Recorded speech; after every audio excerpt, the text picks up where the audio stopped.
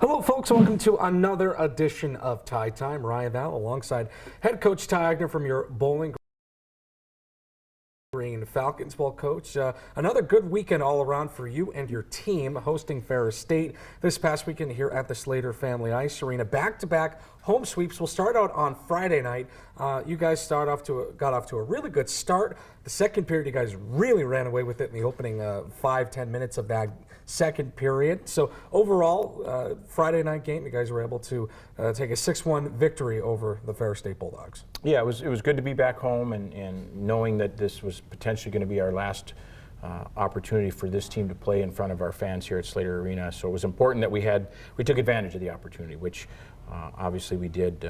The start was a little slow. We've already talked about that. Ferris came out in a 1-4 forecheck, and we're kind of waiting for us to make a mistake and try to capitalize. And thankfully, Eric Dopp was really good early because they had some very, very good opportunities early when the shots were 0-0. And then we settled in a little bit and got going and had the lead after one. And then, like you said, the second period was a real positive. We had about a 5-6 minute stretch there where we were outstanding and took advantage of some opportunities and went into the third period with a 6-0 lead. So the next night after the win, lots to unpack from that night as well. 50th anniversary of Bowling Green Falcon hockey. It was senior night, sick unmasking, among a bunch of other things. So we'll start off with the overall victory you guys were able to pull out over Ferris State 3-1 and just to get the sweep. Yeah, we felt like, we've talked about this before, Ryan. It's difficult to sweep in this league.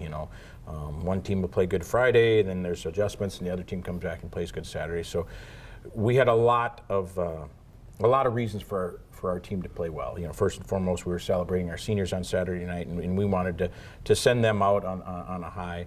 And then, like you said, the 50th anniversary, and then never mind the huge crowd, outstanding crowd at Slater Family Arena there on a Saturday. So, when you're talking close to 4,500 people, that's a great crowd to play in front of. So it was important that we tried to do the best we could. Ferris State came out a little harder early and played well, scored the first goal, and then we kind of got back into some things. So the first period was a little bit of a back and forth between ourselves and Ferris State. Then we settled in the second. Nice goal by Brandon Cruz.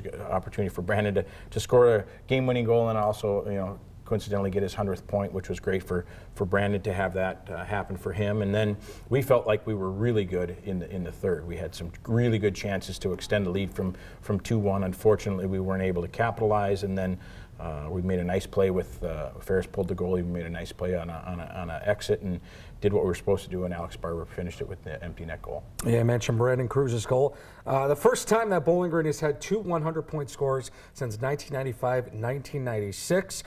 Just want to go back to the seniors a little bit. You've seen them blossom over their 4 years here at Bowling Green, and I guess the motto is leave Bowling Green better than you found it, and they have done so over 4 years. Yeah, they've done a really good job. First and foremost, those 4 kids are going to graduate from Bowling Green with degrees that they're going to be very proud of, and that when it's time for them to put their hockey bag away and get on with the real world, they're all going to be incredibly successful. They've done a great job academically here in digging in and buying into what we've been talking about is trying to be the best version of yourself as a student. So hats off to those guys. And then from a hockey perspective, you got a guy like Alec, who was all freshman team, and then an All-American as a sophomore, and then a little bit of an indifferent year last year in regards to his standard, and to come back and have such a good year. And Freddie's been a pretty consistent performer over his 4 years in terms of being in the lineup and having a role and playing really hard. But he's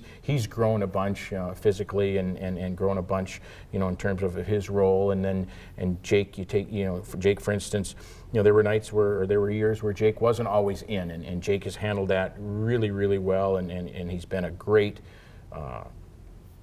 person for other guys to look at that maybe aren't in the lineup every night, and it's great to see Jake be a valuable part of this. It's unfortunate he wasn't able to play on senior night, but another example of him handling that well. And then Casey, kind of along the same lines as Jake. Casey wasn't always a part of our top 12 forwards and a guy who saw his name being called every Friday night, but he stayed with it, and he got himself into a regular position last year as a junior, and he's taken off with that this year, and scored a big goal. Our first goal on Saturday night, Casey made a great play from Connor Ford. So great to see those guys be celebrated because it's certainly deserved and well earned, and we're really proud of them. The biggest thing is those 4 kids are all really, they're not kids anymore, really good young men, and we're really proud of them. And with that, now the team is tied for 4th place in the WCHA with Alaska Fairbanks, which presents the last regular season series this weekend down in Huntsville, Alabama. So this could, just looking at the way that your team could finish, you could go all the way up to 3rd, you could fall all the way down to 6th. So definitely the most important weekend of the season so far. Yeah, we felt like each of these past weekends have been important in terms of playing for something, and unfortunately, when we went up to Fairbanks, there was no movement. We didn't go up or down, and didn't play great, didn't play bad. So it was one of those weekends. And this weekend, we knew coming in there wasn't a real, after the Fairbanks weekend, when we came home this past weekend, there wasn't any room for error. We had to get 6 points and take advantage of that in order for us to be in a tie with Fairbanks at 4th place. So now the same thing this weekend. We go down to Huntsville, and we know that all 6 points are necessary if we want to have an opportunity to give ourselves the best opportunity to be at home over the course of the first round of the playoffs. So it'll be big, and Huntsville's a team that has been they're our travel partner, and so we play them 4 times every year, and we understand it. It always hasn't been easy, and I'm sure it'll be their senior night as their last home series, and I'm sure they're going to be excited to try to finish the best they can and send their seniors out on a high note and really put a damper on what could be a really positive last regular season weekend for us. So we know full well it's going to be a difficult situation, and we're excited for the opportunity. Last 2 games of the regular season will be this weekend down in Alabama for the last week regular season weekend. Of course, I will have the call starting at 7:37 on Friday and 3:37 on Saturday as the Falcons look to get home ice for the first round of the playoffs. For Ty Egner, I'm Ryan Vallon. We'll see you next time.